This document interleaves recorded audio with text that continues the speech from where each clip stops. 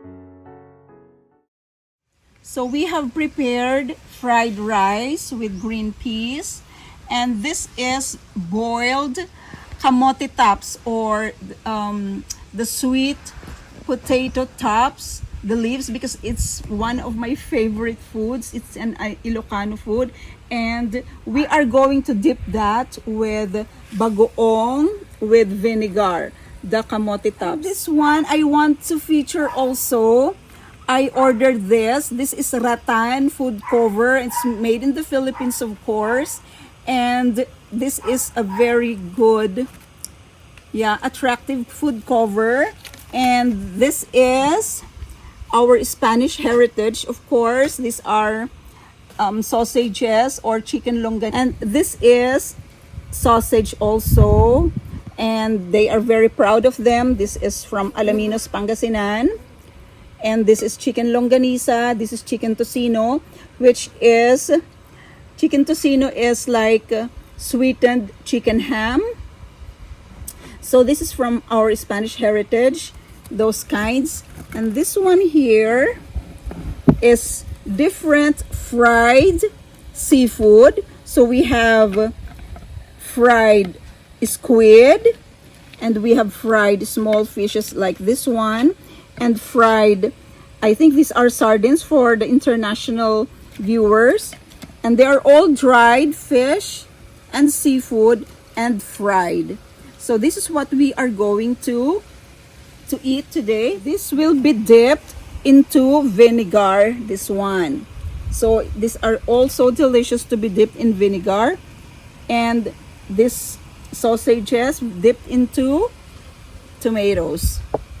So let's eat. And those are native rice cakes wrapped in banana leaves. And also this is suman. The one in yellow is suman. Suman, and that will be perfect for the ripe mangoes. We also prepared fresh fruits. These are ripe mangoes, ripe papayas, And this is watermelon. The ripe mangoes will be perfect for the suman or the rice cake over there.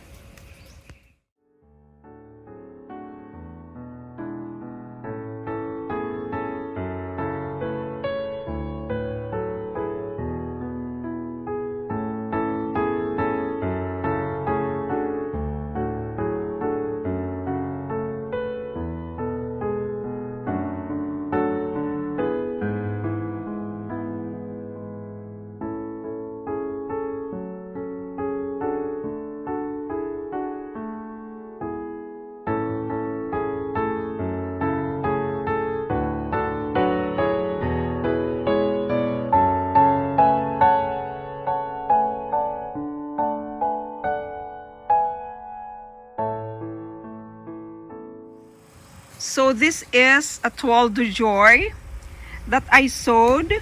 It's rectangular, but I put it on top to make an interesting look on the table. On top of that, round tablecloth with ruffles. And of course, we are also featuring the Sarimanok plates, which I showed in my previous video when I unboxed them. And they are also so elegantly beautiful. Just so simple but elegant.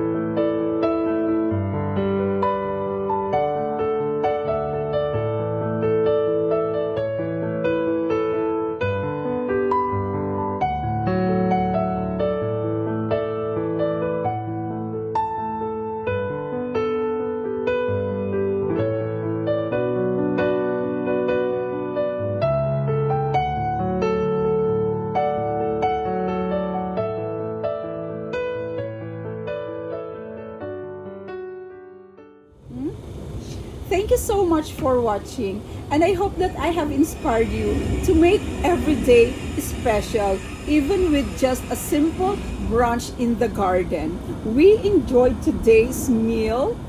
Please like, share, and subscribe to my channel if you haven't already. See you soon. Bye. God bless.